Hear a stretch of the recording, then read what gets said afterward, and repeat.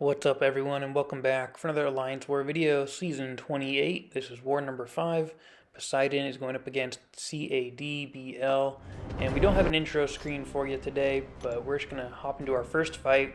These guys were a Platinum 2 level Alliance last season with over 13,000 prestige, I believe. So it was a fair matchup on paper. It looked pretty good.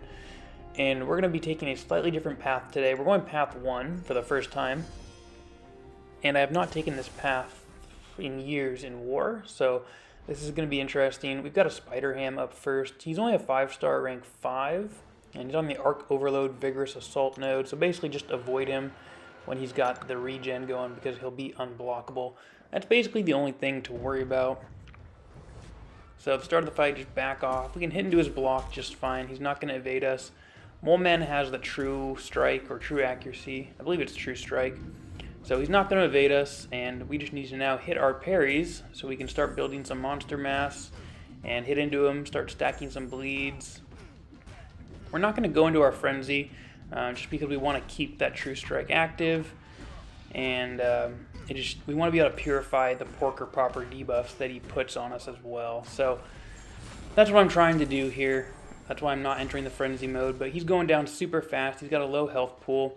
We had an invulnerability boost, which you see we just used up right there because I mistimed the dex when he was unblockable, and he tagged me a few times. But you can see his evades are failing, we don't have any debuffs on us, and he drops down. Relatively quick, super small health pool. He's really not a complicated defender for the most part, just screw up on my part, not evading correctly, but a really simple fight, and it's nice to have that first fight down on a new path. So that's going to move us right along to our second fight, which is a DragonMan. And he's a little beefier. He's a 6-star rank 3, so of course we're going to use Human Torch. The node is Masochism and Indomitable. So Masochism is really the only thing that I need to pay attention to. And because I'm stacking Incinerate so frequently, I have a feeling that most of the debuffs I apply to him that are going to be consumed are going to be Incinerates, which they are, and so throughout this fight I can parry fairly consistently and get the stun on him, which really helps so I don't get backed up or anything. And he's throwing specials super liberally. He's applying the debuff to me, which is just free willpower healing for me. And you can see how fast this fight's going. He's already down to 50%. We're still like at full health.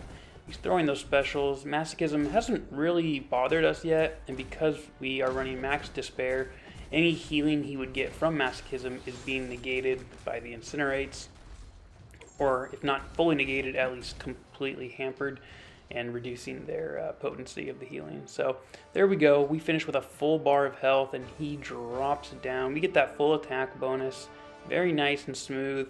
Took us 34 hits, and it was a fairly straightforward fight. Not the worst path in the world. I actually kind of enjoy path 1. So that was fun new experience, and let's move on to section 2, where we're going to take an Hulk here, Immortal Hulk on Encroaching Stun. And you can see the boost that we have on still. He's another 6-star rank 3, so he is super beefy. This fight could take a while. Encroaching Stun, Power Reserve, those are the big ones to pay attention to. We don't want him to throw a special 2. We want to try to keep him at special 1s if possible, but that's certainly going to be hard to do with Power Reserve with how frequently he'll be throwing them. So we're going to do our best here. Throughout this fight and throughout this war, there's kind of a consistent theme of me missing my parries, which is really annoying. But it's fine. It's, kind of because of that bug. I'm a little afraid of the parries not applying, and I'd rather just sit there and hold the block rather than miss a parry and get comboed to death. So right here, there's the first Encroaching Stun timer. We time our special perfectly. Now we're trying to bait another special 1 from this dude.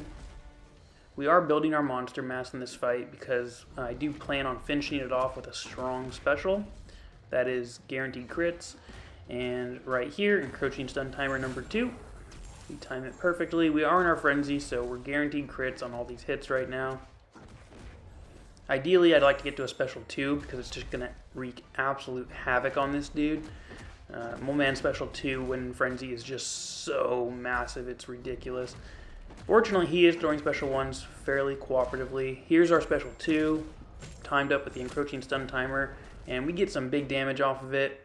I miss a parry there, and we take a few hits. We had another invulnerability boost on, so it did not matter. We used all 3 hits of it. But 3 encroaching stun timers, we timed them all perfectly, and it actually only took 38 hits, which was surprising. I thought that was going to be a much longer fight. But it worked out really well, and Mole God absolutely destroyed it. Total confidence in this dude.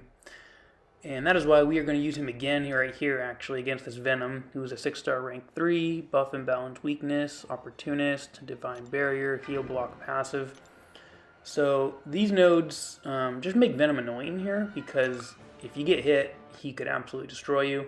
Because every buff he has increases his attack rating, and you can just imagine how much that attack rating is scaled by that. So his hits are going to do a lot of damage. We really don't want to take them, even on the block. We want to hit our parries to reduce that damage, because even a blocked hit is going to hurt. We threw on a combat regen boost, as you can see, which was stupid because we are heal blocked, so I completely forgot about that node. But we had it expiring anyway, so I figured might as well throw it on. And we are purifying all these weakness debuffs that are being applied to us, which is fantastic. Our attack is not gimped because of that.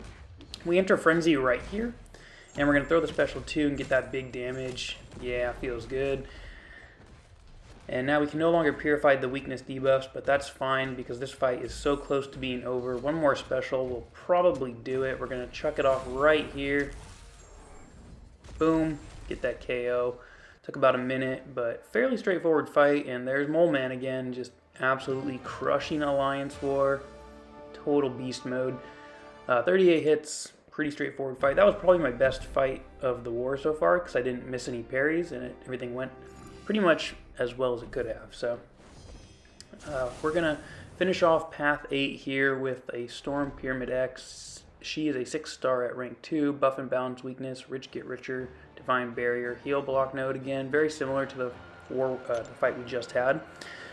And we can use Warlock for this fight because fortunately the prowess buffs that Storm will be gaining are not unique, because rich get richer only benefits the champion who has more unique buffs, not total buffs. So prowess buffs are the only buff she'll gain. And because we start off the fight with an armor buff, we are going to be the ones gaining power through Rich Get Richer throughout this fight. So no problem. We are also going to power drain her with our special 1s, just to make sure that everything goes as well as it can here. We really don't want to come up against a special 2. That thing does so much damage. His special 1 is like super weak and doesn't deal a lot of damage, but it is just really helpful to keep the opponent's power in check. So that's why we're using it here. I'm not in a big hurry to end this fight. I am pretty confident in it, but we do go to a special 2 right here. And because this person is running willpower, the Storm is actually being power drained every time we have an infection active on her. So once I saw that, I knew I was in really good shape. And that special 2 did so much damage, it basically ended the fight. So you can see she's just teetering right here on the brink of death. We finish her off, took a little over a minute, but Warlock is a pretty good counter there, very easy. Not the best placement for a Storm X, but not too bad. Full attack bonus achieved, and took 51 hits. Warlock has a high hit count because of that special 2. But ultimately, pretty easy fight, and that takes us into HitMonkey here, and we actually have one more fight after this still. This was our longest war of the season.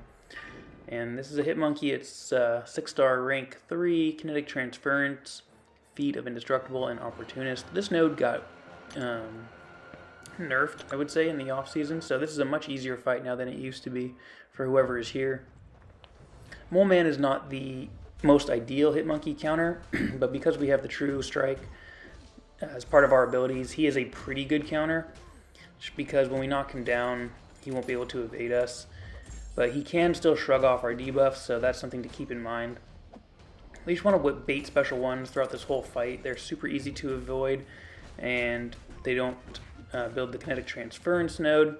If he gets to the special 2, it's really tough to evade that special 2, or at least in war I don't feel 100% confident doing it. So that's why we didn't want to push him to a special 2, because he would be gaining power from it so much. But you can see we had entered our frenzy, or no, we had knocked him down, excuse me, right there. What we want to do here is enter our frenzy and throw this special 2 because it's going to be dealing so much damage. Unfortunately, that does not happen because he tags us right there, and now we're backed up against the wall, and we are past our special 2. Moleman special 3 is not the special you want to be throwing unless you're trying to keep up the frenzy, which I go into right here because I don't feel like this is a controlled fight anymore. I feel like I am now like the spectator, and HitMonkey is now the one dictating this fight. And unfortunately, I push him to 3 bars of power because I thought I could still finish him off while I was in frenzy. My frenzy ended, and then I thought this Moleman special 3 would do enough to finish him, and it didn't.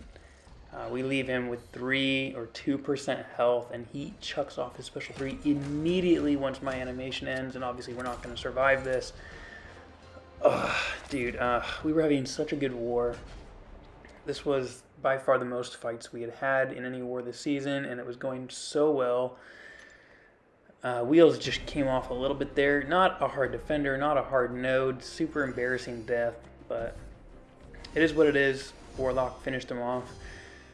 Oh man, but super bummer death there with Mole God because he was crushing everything in his path. But we move on to our final fight of the war, which is the Sasquatch on Brute Force, Spry, Limber, True Focus node. The degen is really the only thing to pay attention to here because we have a White Magneto Guidance pre-fight placed. We also are flaming on with our Human Torch, so we know that these Nova Flames are going to do so much damage to him, even though he is a 6-star rank 3 with like 340,000 health. I wasn't worried about this fight at all. The goal here is to take him down and nuke him and melt him before he even gets into his Rage or Tanorak, whatever it is that he goes into, where he just throws specials like crazy and goes unblockable, or I'm sorry, unstoppable. The goal is just to never let that happen. So we're going to hope that everything that we are doing here applies enough damage to finish him off before then. And so far, we are on a good pace for that. He's playing right into us. He's throwing specials more or less when we want him to. We want him to throw special 2s, not special 1s. He does go into the Wrath right here, actually. So he went into it faster than I thought he would, which kind of scared me. But we just ate the special 1 to the face right there and got stunned through it, so he got a few hits on us. Fortunately, his Wrath ended fairly quickly, and it wasn't a big deal. He threw a special 2 here, which we definitely needed him to because we were backed up, and the Incinerates are going to get him. It didn't feel like a scary fight, but getting stunned by that special 1 definitely could have been a lot worse than it was. We didn't take a lot of damage. I'm kind of surprised. Human Torch is kind of a glass cannon, so he cannot usually take a hit, but fortunately, he did there, and we didn't snag a snapshot of BG3 for this war, but you can see the overall result. It was not a good performance. We died 32 times as an alliance. BG3 did have a lot of deaths compared to what we usually have. I was one of them, obviously, but I think we had like 6 or 7, maybe even 8 deaths, so we contributed, you know, a fair amount to that 32. They died 15 times, which is certainly beatable. I think if we had played better, we could have won, but we didn't, so we didn't. And here's our ranking after this war. We were right in the middle of Platinum 1, which is fine. That's a good place to be. I don't think Masters is really in reach anymore for this season, based on how this is going, but it's possible. We're okay with Platinum 1 anyway. That's kind of where the really good rewards still are after the awards buff, so it's fine. But hopefully you enjoyed this slightly longer video, all the fights we had today, and hope you enjoyed that death as well, because it's always nice to humanize the players and be humbled a bit. So I know I kind of like sneaky enjoy it when some YouTubers out there die in war, just so I know they're human. But drop a like if you did enjoy it, and we'll catch you in the next one. See ya.